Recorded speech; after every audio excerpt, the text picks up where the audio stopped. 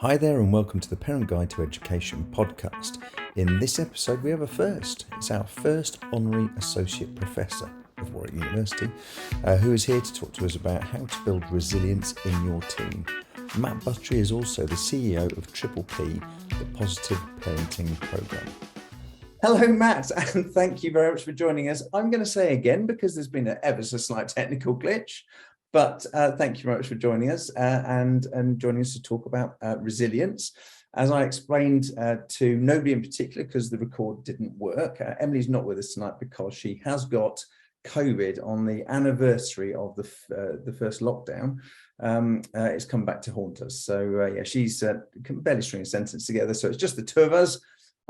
Give me an opportunity to get a word in. So thank you very much for joining us. And if you could give us a very quick introduction to what you do and Triple P, that'd be fabulous. Thank you.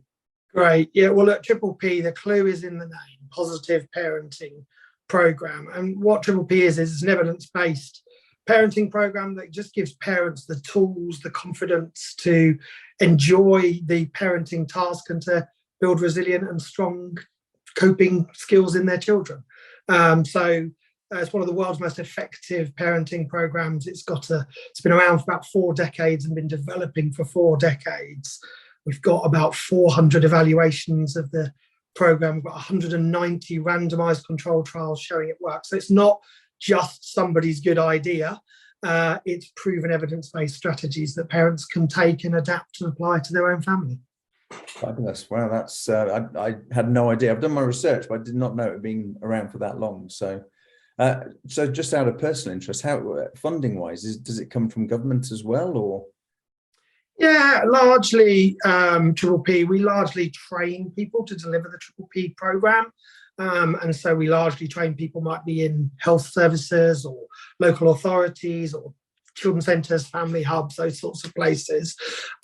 Some parents do pay to access the programme themselves. We have some self-directed Triple P online, some of the programmes on our website. We've got a various number of different programmes for different ages and stages or different challenges that parents feel they'd like to learn more about. And those are available on a paid-for basis. So some parents just decide they'll do it themselves online. Others get involved in something in a community centre or a children's centre, a family hub, or through the GP, or etc. So, in terms of resilience, do you think it's lacking? Do you think it's something that, as a population, as a young population, we, as parents or as schools, we don't do well enough on?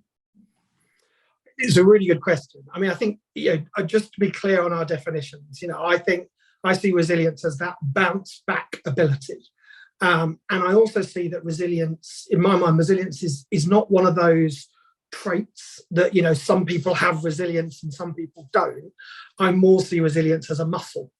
And so therefore it takes time and intentionality to build the muscle. For any of us that have been to the gym or not gone to the gym for a while and then tried to go back to the gym or run around or do something exercise wise, but it's a bit like a muscle. So there are things that we can do that can enhance our resilience, and they often can lead to really personal growth. And often, our resilience does grow through sometimes some of life's most difficult circumstances. So, the death of a loved one maybe, or separation and divorce of your parents, or, those sorts of big things in life. But also, let's face it, some of the smaller things in life that in comparison, like doing your GCSEs, which for a young person, I think is a major thing, that is looming on the horizon for many young people.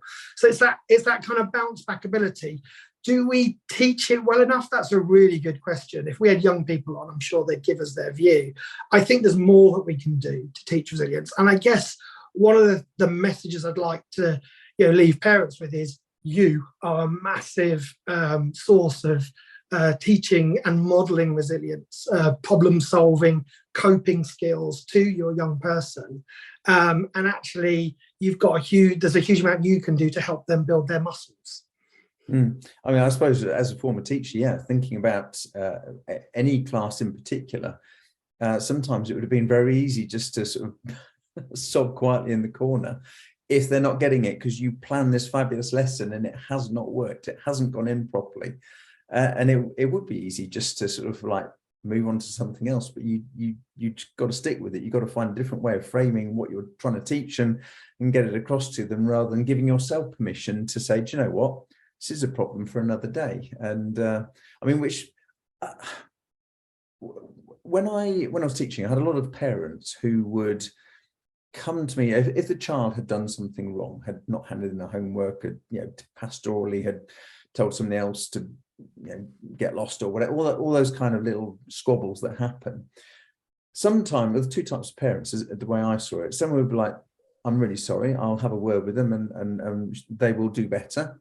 And some parents would be like, there's no way my little Johnny would do that. And there's no way he's sitting at detention, and I'm going to be taking this further. Even though I'm not making any of this up. It is, your child has stuffed up. And a lot of parents will be apologists for what's occurred, and some will absolutely back you to the hill. And I'm assuming where the parents don't necessarily back the school up, that's possibly where resilience is an issue for their child, because they don't have consequences. Oh, I think you're making a lot of judgments and assumptions in that, Paul. I know, I can see how you're getting there, but I think often it's about that curious inquiry. Sometimes I think parents may not even understand. I think you will know, I've been a parent on the other end at parents' evening, and you feel incredibly anxious because you're like, and you're thinking, why am I anxious? But there is a sense of me being on display as well, and the fact that my child is in some way a representative of me and my family. And so I think there can be all sorts of reasons why parents perhaps are defensive, or perhaps don't get you perhaps don't get the response that you always want.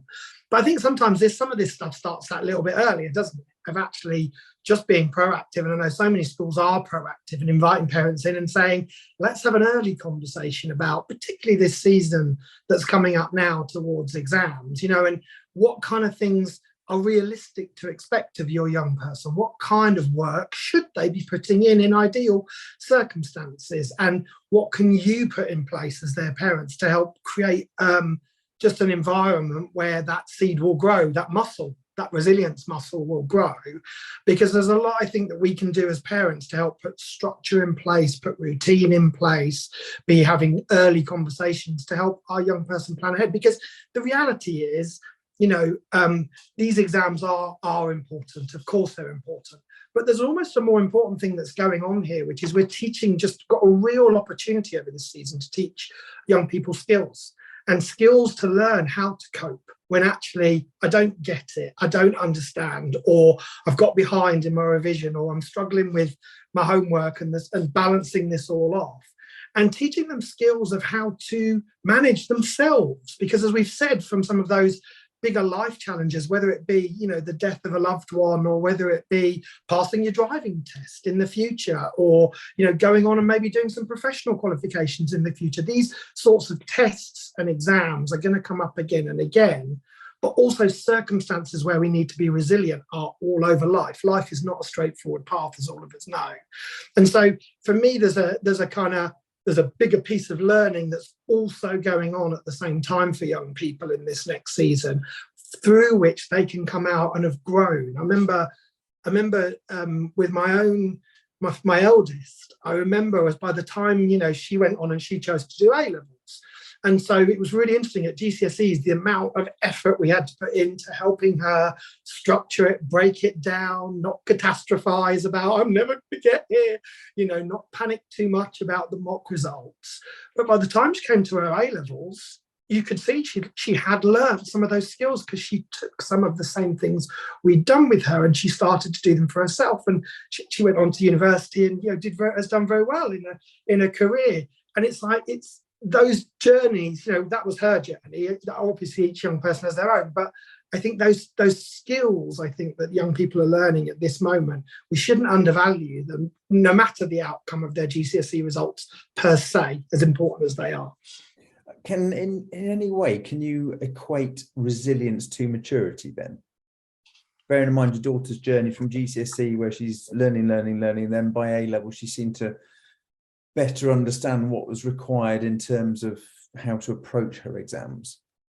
I mean, that's a provocative question, isn't it? Because the danger is if I just say yes, then if you don't grow, then you're still immature.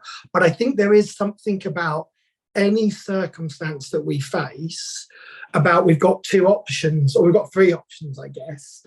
We cave in, we run away, we panic and we fight, the system, or we lean in and we give it our best shot. And when it doesn't work, we problem solve and we give it our best shot again. And if our best shot is then, if our best shot is to go to Oxbridge, that's one thing. If our best shot is to just get enough exams to go on and do the thing that we want to do in life, then that's another thing. And I think it's about that skill of being able to help a young person develop those coping skills, those resilience skills, those study skills in some ways. But for me, it is more about, as I say, that kind of the structure and the routine, the looking after their own well-being, the having moments where they do go out with their friends, learning perhaps to regulate their screen time, bedtime routine. Those Steady on. That's too big a topic. No, of course not, because that's all part of resilience. That's all part of managing resilience, managing our own well-being, managing, being connected with our family, being connected with our friends, having a plan, sticking to the plan, if not revising the plan, revisiting the plan. But that sense of how do you, it's that old adage, isn't it? How do you eat an elephant? Well, you eat it a chunk at a time. And in some ways, that's part of what I think we're trying to teach young people when it comes to these opportunities, GCSEs, then going on to further education. These are opportunities to learn how to break down big tasks and eat them bit by bit. I mean, I guess the reason I was asking that question is, as a parent of boys and girls, I think there's no secret. I would imagine that girls mature quicker than boys, and our daughter. I hope the boys aren't listening to this, even though they're older. They are not as mature, or certainly at the age she is now. They weren't there in terms of maturity, in terms of just coping mechanisms and being able to deal with all the stuff that school throws at her. She's generally kind of just takes it in her stride and cracks on, whereas the boys were a little bit more, a bit slower to make that journey, I guess. But I mean, do you see, in terms of your customers, do you see more work with boys than girls, or a real variety? I mean, I think there are some generalizations, particularly with boys. You tend to see more behavioral issues, and you tend to see more sort of internalizing anxiety, depression, emotional issues with girls. But that is a spectrum, as all these things are, and there's all sorts of crossover. So no, I think you see parents coming generally with concerns about raising their kids and the challenge of raising my child, and the different elements of that. And I think this is the thing, isn't it? I mean, if you've got, as you're sort of saying, if you've got more than one child, then actually it's about recognizing they are each unique, and that's a real that sounds so, oh yeah, of course they're each unique and they're each individual, but it's really hard. I mean, I'm a parent of four, and actually, as they're all adults now, but as I look back at them, they've gone in very different directions in their lives. And some of them were not the directions that perhaps when they were that tiny baby and I was holding them, that I thought they would go, and it's like coming to terms with it's not my life. And part of what's going on at this age and stage in life is, we are somewhat trying to teach our kids the skills as we're starting to release them, as it were, into the early stages of, or late adolescence, and then into adulthood eventually. And so I think, it's trying to adapt the strategies that we're using to respond to the individual child as much as it is the gender of that child and the kind of, so I think it's about being responsive. And so, what worked perhaps, over here with my daughter, or a daughter that is very, there and wanting to engage and needing just some help with structure. Over here, perhaps with, another child who is less structured in that way, and actually needs a bit more motivation. Maybe it's more about kind of some form of just clear, simple rewards along the journey. The kind of stuff that we probably do for ourselves. But do you know what I mean? If I get to here, then I can have an ice cream. If I get to here, then I can have some money to go to the cinema, with my friends, and in fact, mum or dad will take me to that. So it's about thinking about how do we motivate the kind of the behaviors, the thoughts, the actions that sit behind resilience.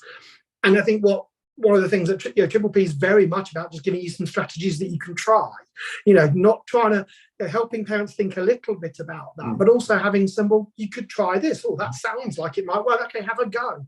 Let's not put too much thought into, don't mishit me. Obviously, let's come up with a plan, but let's have a go. Let's have a go at it and see what happens, because actually you can be surprised by, over here, putting something in around structure. Over here, it's more about rewards and that kind of very small, very manageable things that if you get to this point and you get to this stage in your revision or in the work you're doing, I think it should always be around the effort that's put in rather than the result, because you're going to have kids, we've got different abilities by very innately, but we can all put the effort in. Then actually, I think, I'm describing a couple of different strategies there, and so with one, it might be where I'm coaching some problem solving, with another, I'm kind of putting a sort of behavior contract in place. If you do this stuff, you get a reward. And over time, I'd phase that away. In the example I sort of gave, that by the time you get to A levels, you're not necessarily getting the rewards anymore, because now you're more motivated. But it is that kind of external motivation in order to try and engender internal motivation. I think there's things we can do as parents, and they may be natural things, around some more time on your PS4, PS5. It may be some more time with your friends, the things that young people really want to be spending their time on. So I think it's about how we make those small, how we make those manageable, but adapt those strategies, as it were, to just the uniqueness of each child. I mentioned earlier about schools and their role in developing resilience. And I think in a way you just answered, because I've never really seen a good school reward system. Okay. I've heard, I've never worked in a school where there's been a good one, but I've heard and seen lots of good examples where always praising the effort rather than the outcome, as for reasons that we know, but just that constant sort of effort points, and you get 250, and you get, it might be a small little gift, it might be a playground pass, a pass to power league or football or whatever, but it does make a difference. It does give students something to aim for. It does make them more resilient when they need to get on in lessons and put the effort in to make sure they get that behavior point, to get the behavior point, reward point. I think behavior point's the negative, isn't it?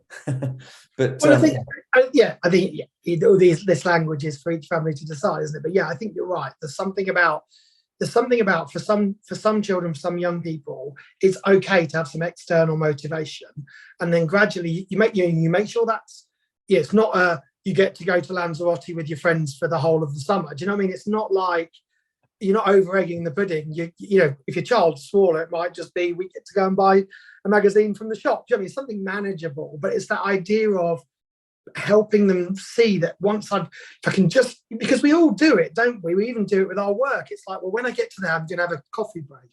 Well, there are those mini rewards that we put in place for just sticking with the task. And that's an important part of resilience. It's an important little skill that we all learn. I think all can learn. That's part of that muscle building. And so I think, it is, that kind of stuff is really important. But I think there's also that other piece of the jigsaw that parents are really important to, which is the kind of just the relational space and the kind of emotional connection with their young person, where it can create a space to say, how's it going? How's it all going? I'm really anxious about it. And that kind of validating and, normalizing, it's okay to feel anxious. Do you know what I mean? And maybe even sharing. Do you know what? When I did my exams, I found it stressful, but a bit of stress is helpful, because stress does sharpen the mind. It does enable us to do things, but we shouldn't be under it permanently. So, go do your revision, and then let's make sure we get a bit of downtime before bedtime. That idea of, let's play a game together. Let's do something that's not screen related, perhaps, that, we can just wind down with. So I think it's that trying to, recognize the emotional part of this journey as well that young people are on, because it can feel scary. And obviously, if they start to, everybody feels some level of stress and anxiety at this point, it would not be normal, would it? It's normal.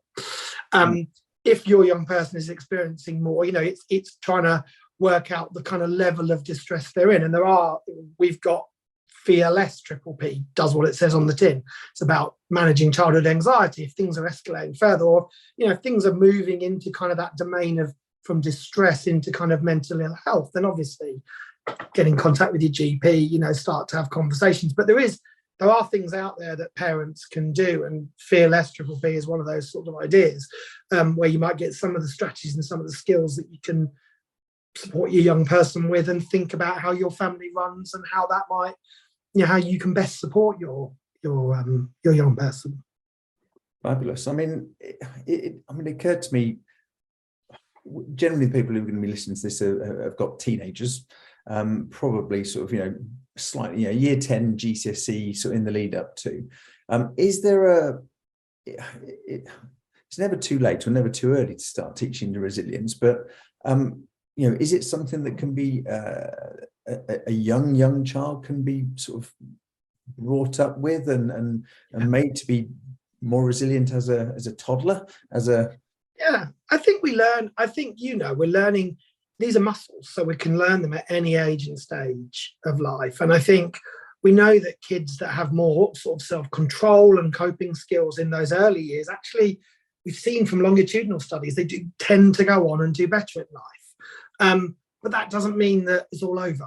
No. This is a muscle, and a bit like, if any of the parents out there have ever done the couch to 5K app, I've done it at least 4 times, and each time you're like, I'm running 5K, and then you stop for whatever reason, you get injured or life gets in the way, and then you go back and you're like, I'm back at the start.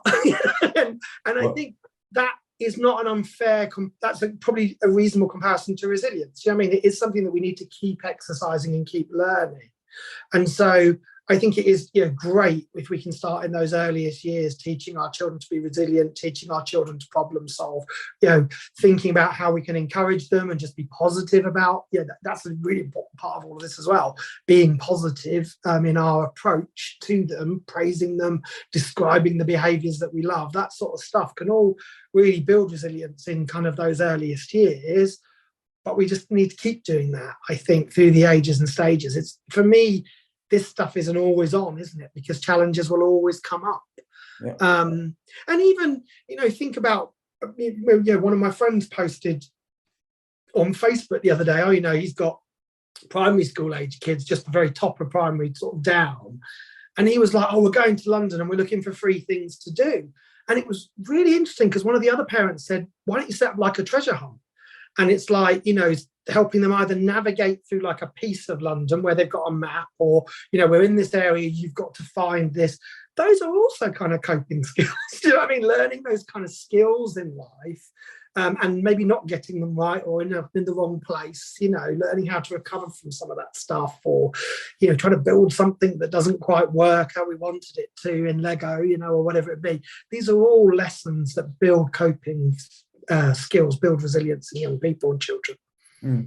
It's interesting actually, because with the newer generation, with the current generation, with more information is king, with screens, etc. Back in our day, I guess, where there was less information and less readily sitting there just absorbing information, you kind of had to get out and do stuff and find out stuff. Things like, I guess for me at university, if I wanted to learn something, I had to go to the library. Can you imagine this? I had to go and get a... I know.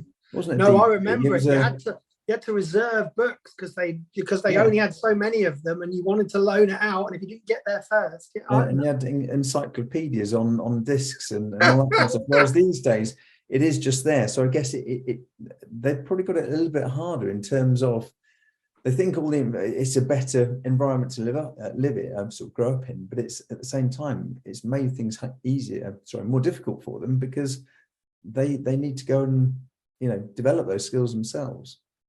Yeah, and I think this is back to the point I guess I was making about skills of this season and just the importance of this season, because the reality is, if you think about it, some of the jobs that we now see young people doing, even in our workplace, social media manager, when I was at school, what would that have meant? You know what I mean? Or, and so I think we can't, this is back to, we can't teach always the skills can't teach all of the knowledge that is needed for tomorrow, but we can teach the skills that are going to be needed. And resilience is one of those skills, problem solving, being able to manage myself, manage my own routine, look after my well-being. And I think one of the things I think we learned during the pandemic, wasn't it, that it's important to sometimes switch off from that digital world because it becomes overwhelming. We may remember, we'd find ourselves doom scrolling on the news about COVID. And I think the same happened when the war started last year.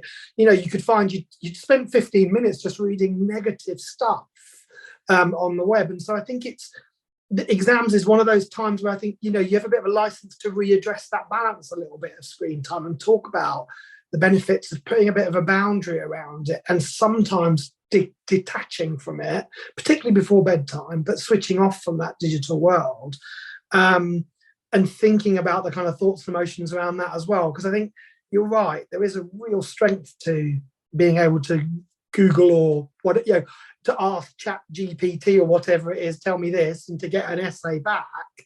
But that doesn't necessarily give you the emotional resilience to cope with what you're reading or you're seeing, or the real life challenges that come up of losing a job, losing a loved one, that will be some of the bigger things, or even those international COVID disasters, COVID, the war in Ukraine, those things that actually, may affect some of the young people's lives in the future. You're teaching skills, muscles that help them respond to some of those things. I suppose you talk about losing a job, but resilience is absolutely vital in getting a job, because a lot of jobs are based on problem solving.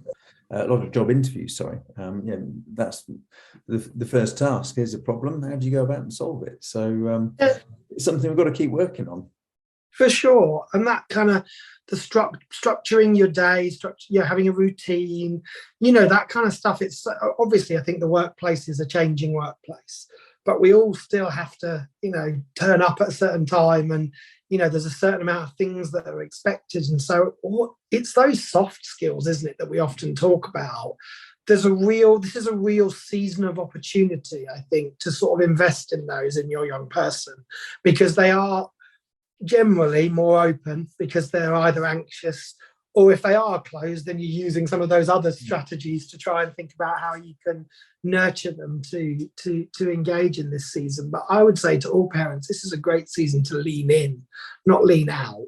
Lean in with the school, find out what's going on, take that proactive approach, and then lean in with your young person, find out what's going on, and do you want to help with a plan? Should we put a plan together? Should we put some rewards in along the journey? That kind of stuff. I think, let me help you break it down. Let's think about how we eat the elephant, of the process. I think there's a lot that can go on, and a lot of coaching of problem solving, setting a really good example, encouraging and spending time with our teenager during this process, that I think is just really powerful. And of course, the most important thing is they're going to watch you. So if they see you taking a resilient approach to this season of their life, then they will catch some of that, and as well as the other things that you do in life. My last question was, I was going to ask you for a top 3, but in that last minute and a half, you give me about a top 15. So absolutely brilliant. There you go. So much there to take away, but I realise I've taken up at least, we're up to time anyway, aren't we? So, but thank you so much. We're going to post this on Facebook very shortly, but if you are listening to the podcast, if you've got any questions, obviously please put them on, send them to us via email, and we'll always pass them on to Matt. I'm sure he'd be delighted to help out or point in the right direction if help is required. So, but thank you, Matt. Appreciate your time, and hopefully in the next year or two, when we're not COVIDing, we get you back on, because I think resilience is such a hugely important part of the GCSE and A-level journey. So, thank you. Thanks so much, Paul. Thank you very much. Cheers. Thanks for listening to the Parent Guide to Education podcast. Please favourite or follow us on your preferred podcast app to ensure you get notified as each episode is released. We'd also be grateful if you could leave us a great review or rating. See you on the next episode.